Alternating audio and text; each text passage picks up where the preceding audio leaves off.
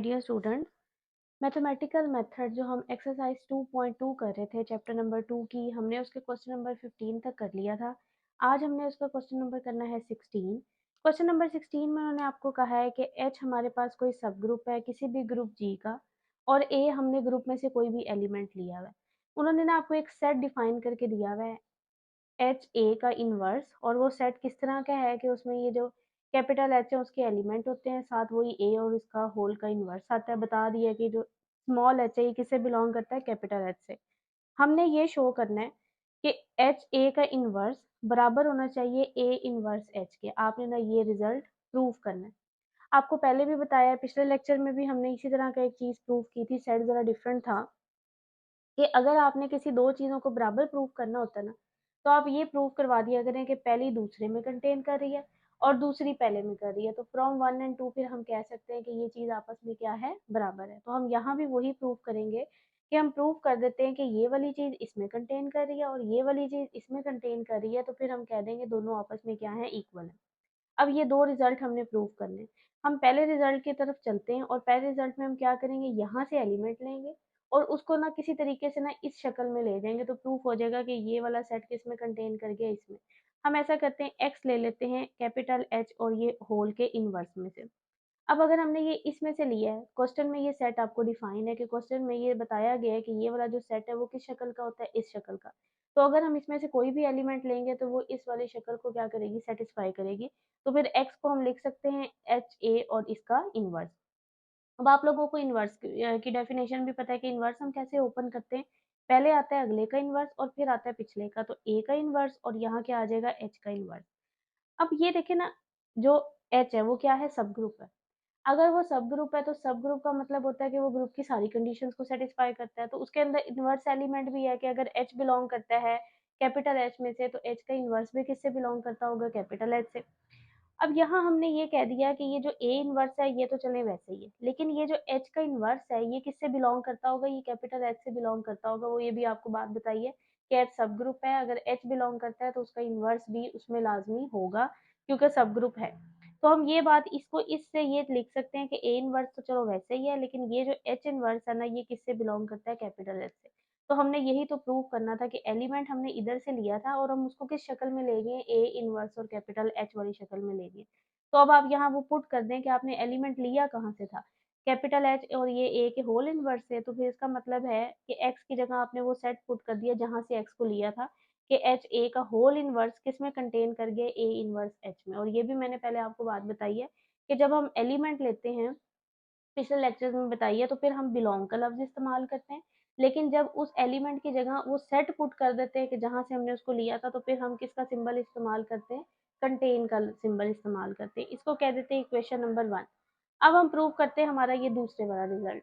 दूसरे वाले रिजल्ट में उन्होंने आपको कहा है कि ए इनवर्स एच को किस में कंटेन करवाना है, एच ए के होल इनवर्स में। अब हम एलिमेंट इधर से लेंगे और हम प्रूव करवाएंगे कि वो इस शक्ल में चला गया। हमारा अब ये काम है कि यहाँ से लेके हमने उसको इस शक्ल में भेजना है। हमने एलिमेंट ले लिया ए इनवर्स एच में से। अब अगर हमने ए इनवर्स एच में से लिया तो हम उसको इस तरह लिख सकते हैं ना कि X is equal to A inverse और स्मॉल एच, क्योंकि ए इनवर्स वैसे ही रहा और कैपिटल एच में से हमने कौन सा एलिमेंट ले लिया, स्मॉल एच ले लिया। और आगे मेंशन कर दें कि ये जो स्मॉल एच है ये किससे बिलोंग करता है, कैपिटल एच से ही बिलोंग करता है। अच्छा, अब हम इसको इस तरह करके लिख सकते हैं एच इनवर्स का इनवर्स, क्योंकि आपको पता है कि डबल इनवर्स सिंपल वही चीज बन जाती है। यानी मैंने इस एच की जगह ना, ये वाला जो एच है ना, इसकी जगह क्या लिख दिया, एच इनवर्स का इनवर्स। क्योंकि जब हम इनवर्स का इनवर्स लेते हैं यानी डबल इनवर्स लेते हैं, तो वो चीज दोबारा ही क्या हो जाती है, वैसी बन जाती है। तो कोई फर्क नहीं पड़ता, मैंने सिर्फ इसको क्या करके लिख दिया, एच को एच इनवर्स का इनवर्स। लेकिन इससे मेरा एक फायदा हुआ है, मैं इस चीज को इस तरह लिख सकती हूँ। क्यों, आप ऐसा करें, इसकी डेफिने यानी इस पे ना इनवर्स अप्लाई करें। जब हम इनवर्स अप्लाई करेंगे, देखिए पहले आता है अगले का इनवर्स, तो ए इनवर्स आ गया ये, फिर आता है पिछले का, तो यानी एच इनवर्स का इनवर्स। यानी मैं इस सारी चीज को ना इस तरह करके लिख सकती हूँ। मैंने होल का करके क्या लिख दिया, इनवर्स करके लिख दिया, और इसको ओपन करते हैं तो ये ऊपर वाली चीज ही बनती है। और ये वाला जो सेट है, अब देखें इसके ये किस शक्ल का हो गया, अगेन वही बात कि स्मॉल एच अगर हमने कैपिटल एच में से लिया है, क्योंकि एच सब ग्रुप है, तो उसका इनवर्स भी किस में बिलोंग करेगा, कैपिटल एच में। इसका मतलब है एच इनवर्स कैपिटल एच का एलिमेंट हो गया। ए साथ वैसे ही रहा है और इसका होल ऊपर क्या लगा हुआ है, इनवर्स लगा हुआ है। तो ये मैंने एलिमेंट लिया कहाँ से था, ए इनवर्स एच में से, और मैं उसको किस शक्ल में ले गई हूँ, कैपिटल एच और होल इनवर्स की शक्ल में मैं ले गई हूँ। तो मैंने यही काम करना था। अब आप वो वैल्यू पुट कर दें कि आपने वो जो एक्स एलिमेंट है वो कहाँ से लिया था, ए इनवर्स एच में से। इसका मतलब है कि ए इनवर्स एच किस में कंटेन कर गया है, एच ए के होल इनवर्स में। तो अब ये इसको कहते हैं इक्वेशन नंबर 2। तो फ्रॉम 1 एंड 2 ये आपस में क्या है, बराबर है। हमने यही चीज इसमें प्रूव करनी थी। अब देखें क्वेश्चन नंबर है 17। क्वेश्चन नंबर 17 में उन्होंने कहा है कि एच और के कोई दो सब ग्रुप हैं किसी फाइनाइट ग्रुप के। आपने प्रूव करना है कि अगर हम कोई भी ग्रुप में से कोई एलिमेंट लेते हैं स्मॉल जी, तो ये वाला आपने रिजल्ट प्रूव करना है कि G into H intersection K is equal to G H intersection G K. यानी वो ये कह रहे हैं कि जी को इसके साथ अलग और इसके साथ आप अलग कर सकते हैं। ये रिजल्ट आपने क्या करना है, प्रूव करना है।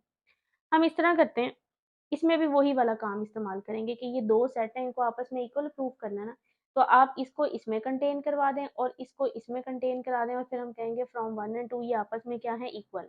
हम ऐसा करते हैं, सबसे पहले इसमें से एलिमेंट लेते हैं। एक्स मैंने किस में से ले लिया, जी इंटू एच इंटरसेक्शन के में से। अब मैं ना ये जी जो है ना उसको इस साइड पे लेके जा रही हूँ, और अगर ये इस साइड पे आएगा तो जी का क्या बन जाएगा, इनवर्स बन जाएगा।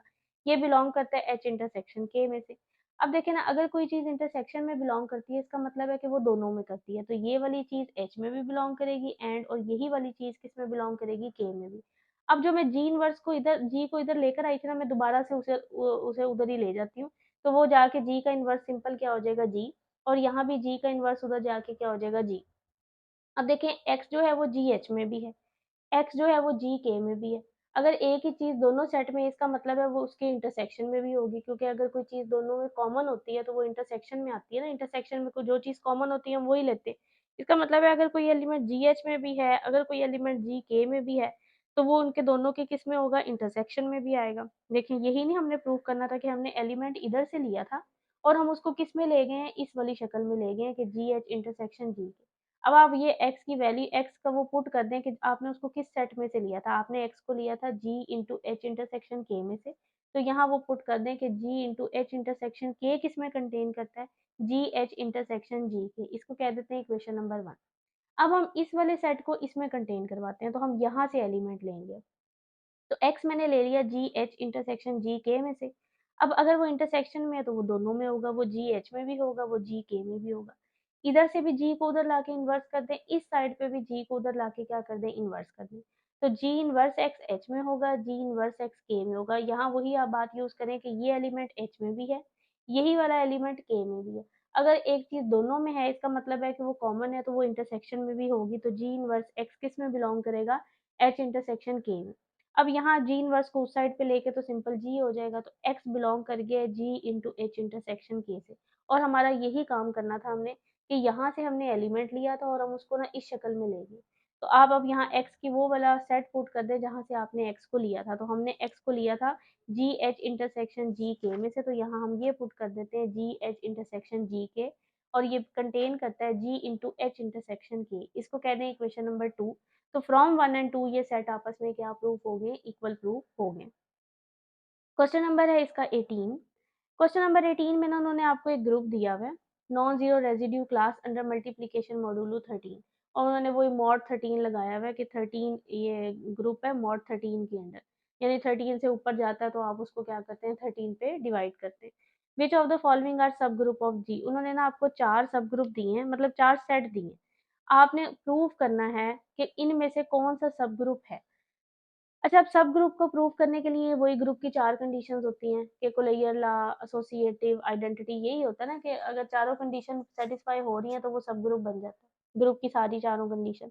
अब इसमें हम ना कंडीशन लगा के देख लेते हैं। जैसे पहला है, अब पहले में ना आपको ना ये नज़र आ रहा है कि 3 को अगर हम 5 से मल्टीप्लाई करते हैं तो आंसर आता है 15। और क्योंकि ये ग्रुप जो है ये अंडर मॉड 13 है, तो अगर 13 या 13 से बड़ा आता है तो हम 13 पे डिवाइड करते हैं। तो इसका मतलब है कि मैंने 15 को जब 13 पे डिवाइड करती हूँ तो रिमाइंडर कितना बचता है, 2। अब मैंने 2 एलिमेंट इसमें से लिए हैं, उनको जब मल्टीप्लाई किया तो जो उसका आंसर आ रहा है वो तो इसमें नहीं जा रहा। इसका मतलब है कोलेयर लॉ सेटिस्फाई नहीं हो रहा। क्योंकि कोलेयर लॉ में तो ये होता है कि अगर आप 2 एलिमेंट लें तो उनको मल्टीप्लाई करवाएं तो वो दोबारा से उसी सेट में जाना चाहिए। लेकिन यहाँ मैंने 3 और 5 इसी में से लिए, लेकिन जब मैं इनको मल्टीप्लाई करवाती हूँ तो आंसर कितना आ रहा है, 2 आ रहा है, जो कि इस सेट से बिलोंग नहीं करता। अगर कोई एक कंडीशन भी सेटिस्फाई नहीं होती तो अगली चेक करने की हमें ज़रूरत ही नहीं है। इसका मतलब है ये जो है ना, ये सब ग्रुप नहीं है। तो आपने बता दिया कि H1 जो है ये सब ग्रुप नहीं है। ये सब ग्रुप का साइन होता है और अगर हम ये लगा दें तो इसका मतलब है नहीं है। और आगे मेंशन कर दी रीज़न कि इस वज़ह से सब ग्रुप नहीं है। अब यहाँ अगर हम H2 देखें, तो H2 में भी अगर आप 4 को 6 से मल्टीप्लाई करते हैं तो आता है 24 और 24 को अगर हम 13 पे डिवाइड करते हैं तो रिमाइंडर कितना बचता है 11 और 11 इस सेट में मौजूद नहीं है। इसका मतलब है यहाँ भी कोलोइयल लॉ सैटिस्फाई नहीं होता तो ये सब ग्रुप नहीं है। फिर यहाँ देख लेते हैं H3 में। H3 में अगर आप 6 और 8 को मल्टीप्लाई करवाते हैं तो आंसर आता है 48 और 48 को अगर हम 13 पे डिवाइड करते हैं तो आंसर जो रिमाइंडर बचता है वो 9 बचता है और 9 इस सेट से बिलोंग नहीं करता। इसका मतलब है ये भी सब ग्रुप नहीं है। अब लास्ट H4 है। H4 का आप कोई भी एलिमेंट आपस में मल्टीप्लाई करवा के देख लें, उसका जो रिमाइंडर बचेगा वो दोबारा इस सेट में जाएगा। H4 सब ग्रुप है और ये सारा ये टेबल बना के तभी ये फुली प्रूव किया हुआ है क्योंकि इसमें कोई भी एलिमेंट ऐसा नहीं है जो कि जिनको हम मल्टीप्लाई आपस में करवा रहे हैं और आंसर दोबारा से इसमें नहीं जा रहा। ये ग्रुप की सारी कंडीशंस को सेटिस्फाई कर रहा है। ये मैंने टेबल बनाया हुआ है। यहाँ आप देख लें टेबल के अंदर जो भी आंसर आ रहे हैं वो दोबारा इसी ग्रुप के आ रहे हैं। तो कोलेयर भी हो गया, एसोसिएटिव ऐसे ही हो जाता है। फिर आइडेंटिटी तो देखें 1 बिलोंग कर रहा है इस सेट से, इसका मतलब है आइडेंटिटी भी होगी और इनवर्स। अब देखें 1 को 1 से कर रहे हैं तो 1 आ रहा है, इसका मतलब है 1 का इनवर्स 1 है। 3 को 9 से कर रहे हैं तो आंसर 1 आ रहा है, इसका मतलब है 3 का इनवर्स 9 है। 9 को हम 1 से कर 9 को हम सॉरी 3 से कर रहे हैं तो आंसर 1 आ रहा है। इसका मतलब है 9 का इन्वर्स 3 है। सब एलिमेंट का इन्वर्स इसी सेट के अंदर मौजूद है। इसने ग्रुप की सारी कंडीशंस को सेटिस्फाई कर दिया। इसका मतलब है ये क्या बना रहा है?